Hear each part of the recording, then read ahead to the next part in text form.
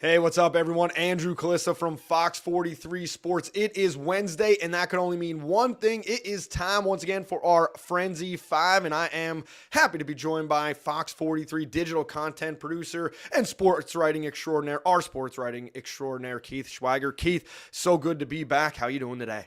Oh, it's great. And, it's another exciting week of football here in central Pennsylvania. And not only do we have division races to concentrate on, but now, we're at the point of the season where you start looking ahead to the district playoffs a little bit. And all of these games that we're going to be talking about have some implications there. So it should be a pretty exciting week. It is week 7, and in those power rankings, it is time you are looking ahead on the schedule and you are crunching numbers, seeing what team has a tough game coming up, how do you have to perform, and things like that. Gotta love this time of year. Our Frenzy game of the week does have playoff implications for District 3. It is Northern York, the Polar Bears at 3-3, and East Pennsboro. They started out really hot, but they're on a bit of a slide. They are now at 4-2, but hey, they could play some defense. This should be a pretty good matchup.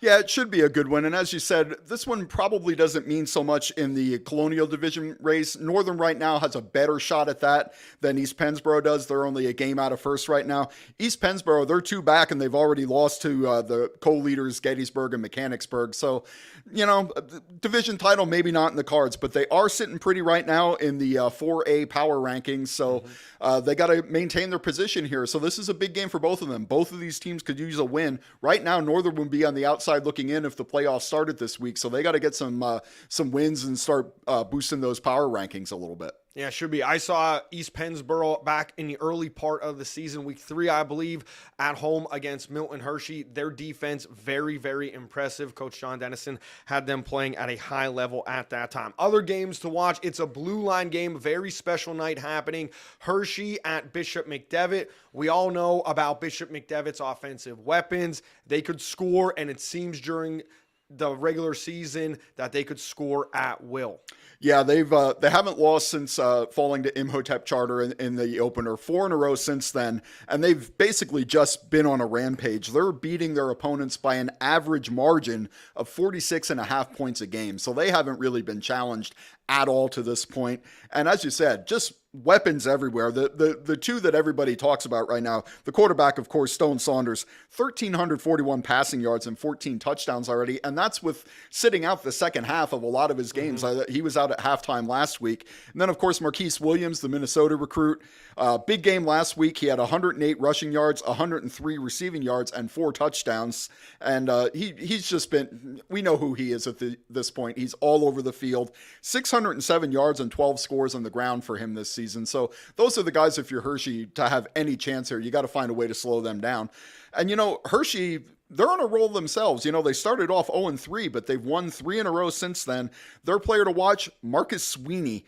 Last week, he had touchdowns on the ground, an 86-yard run. He scored in a 94-yard catch and run, and he also returned the opening kickoff 91 yards for a score. So big week for him. He's a guy, if you're Bishop McDevitt, you're going to have to focus on. Hey, if he has a big week against Bishop McDevitt, he's going to start getting some major looks, because I'll tell you what, when we were down covering Penn State at Auburn, there were some Auburn fans that actually came up to us, asked where we're from when they heard we were from Pennsylvania, and they asked us specifically about Bishop McDevitt because of the offer that Stone Saunders has out of the SEC. Right. And I believe, is that a Georgia offer or is that an Alabama offer? It might be both at this point. So, wouldn't surprise me. Yeah. So I'm just saying, he's turning heads across the South down there. If Auburn fans, who he doesn't even have an offer from, at least at that point, were coming up and asking about the play of him in central Pennsylvania. This is a great game. Hempfield at Wilson. If this game was not at Wilson, which is just slightly out of our DMA over the line in Berks County, and we did not have Hempfield last week, this probably is our game of the week, because we always love getting Coach Doms on when he comes down to the LL, 2 5-1 teams. Yeah, Doms, as you said, he's a legend there in a program that has produced legendary coach after legendary coach. He certainly lives up to that legacy. A huge game, both in the LL League Section 1 race, where both teams are right now tied for first place. Well, actually, Hempfield's a half game up. Wilson has one less section game. But we're also looking ahead to the playoffs. As we mentioned, both of these teams are going to be a factor in 6A. So they want to maximize their positioning right now, and they got to be looking ahead, a couple weeks to the start of the playoffs. So Hempfield, their only loss, 30-20 to Central York a couple of weeks ago. They've won 3 in a row since then. their two guys have been the same pretty much all year. Jackson Landis, the quarterback, he's one of those dual threat quarterbacks. He has 779 passing yards and 130 rushing yards, 9 rushing touchdowns for him this year. So he's a guy that you got to worry about in both aspects of the offense. And then their banger, their running back, Grant Hoover, 619 yards, 4 touchdowns. Right now he's leading Section 1 in rushing. And for Wilson, it's what they do all the time. They play good defense. They have a really good ground game.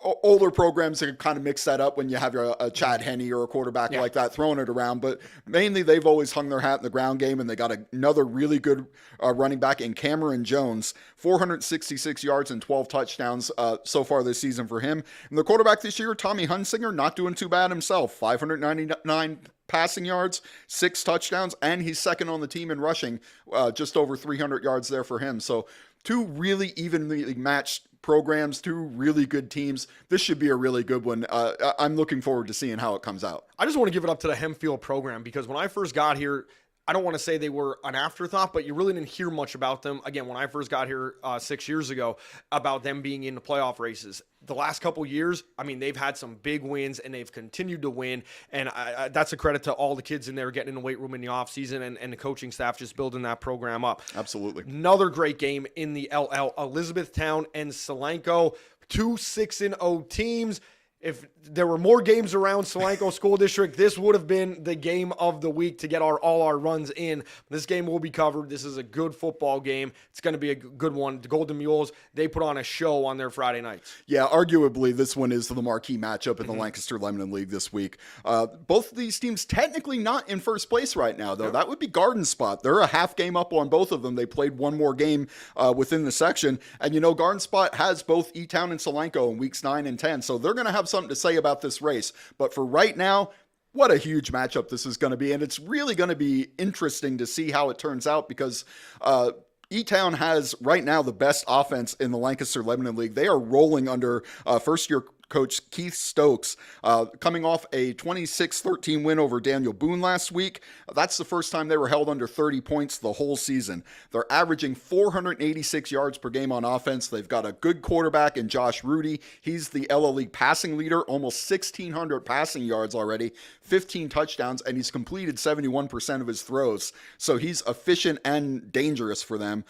They've got two good wide receivers. They've got a good running back in Logan Lentz. So they got a lot that you're going to have to worry about if you're Solanco. Now, how would you combat that offense? Probably by running the ball and trying to control the clock. And fortunately, Solanco runs the ball. Entirely what Solanco does. Breaking basically.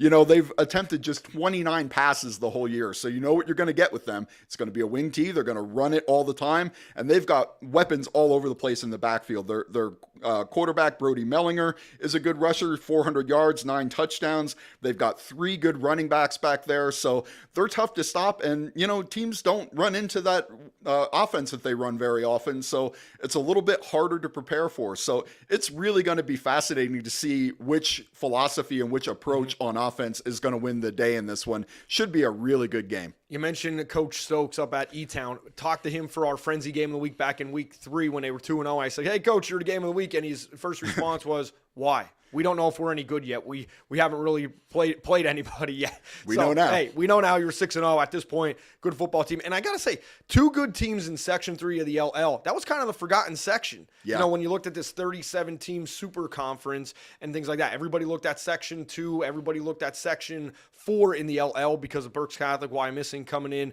Exeter, Governor Mifflin. Section 3, 2 6-0 teams this point in the year. Kind of fun time of the year, am I right? And again, Garden Spot right there at 5-1. So that's a good 3-team race right there. And like I said, in the second half of the season, it's going to be fascinating to see how that race comes out. Absolutely. Final game that we're going to highlight, Kennerdale at New Oxford. This one got heated a couple years ago. I was there at the Frenzy Game of the Week. These 2 teams are popping. That was when Kennerdale was starting to make their run. Congratulations to Coach Grube on the program that he's been able to build down there. I know they're only 500 this year, but they had the playoff win last year. We highlighted them a couple times. And New Oxford, they've done a great job building their program the last couple years. They're currently a 5-1. Yeah, and it's a big game in Division II of the York Adams Adams League. Right now, the Colonials, they're up a half a game. As you mentioned, Kennerdale right around 500, but they've been kind of up and down all year. The big problem for them is they're having a lot of trouble moving the ball. Right now, they're averaging 200 yards a game. That's second last in the entire league. So they got to figure out a way to get that thing going. And unfortunately for them, that's not really going to be all that easy this week because New Oxford has the best defense in the York Adams League right now. They allow just 237 yards per game. So it's kind of right now what Kennerdale is struggling with the most is what New Oxford is best at. And then New Oxford on offense, Jet Moore, the quarterback, he's just one of just 3,000-yard passers in York Adams right now. Went over that last week, 1,079 yards, 12 touchdowns. So he's a guy you got to stop. And also Evan Shriver and Brennan Holmes, his two top targets, they have about 357 yards and 391 yards respectively. So he has two guys that he can pick from there. So this is going to be a challenging one for Kennerdale, but you never know. We'll see how things work out for him. And I got to tell you, New Oxford, very impressive win earlier this year over Gettysburg. I believe they pretty much took it to them at one point. I think it was late in the first half. And Gettysburg prides themselves on being the more physical team. And of course, that's why they felt the Mid-Penn was a better matchup across all sports. But they really thought football, matched up better with the Mid-Penn, and to see New Oxford come out and take it to them, it was something to see earlier this year. So those are the 5 games to watch. There's a lot of games out there this week. Of course, we got some Thursday night games, we got some Saturday games, but another exciting week. Make sure you tune in to the FOX43 6 p.m. high school football frenzy show on Friday. That is Northern York and East Pennsboro. The game will be featuring. We'll hear from Alex Colley, Lindsey Bourne, and Todd Sadowski. He'll be gone for that one, but he'll be back for the 10 o'clock because we have the Hershey Bears as well on that night that Todd Sadowski will be covering in preseason matchup. Evan Brooks is fired up for Friday night. And then 11 o'clock on Friday, the High School Football Frenzy highlight show. I call it the High School Football Frenzy Plus or Extra. So that's a fun time, full half-hour coverage. For Keith Schweigert, I'm Andrew Kliss and the entire Fox 43 sports team. Thanks for watching. We'll see you next week.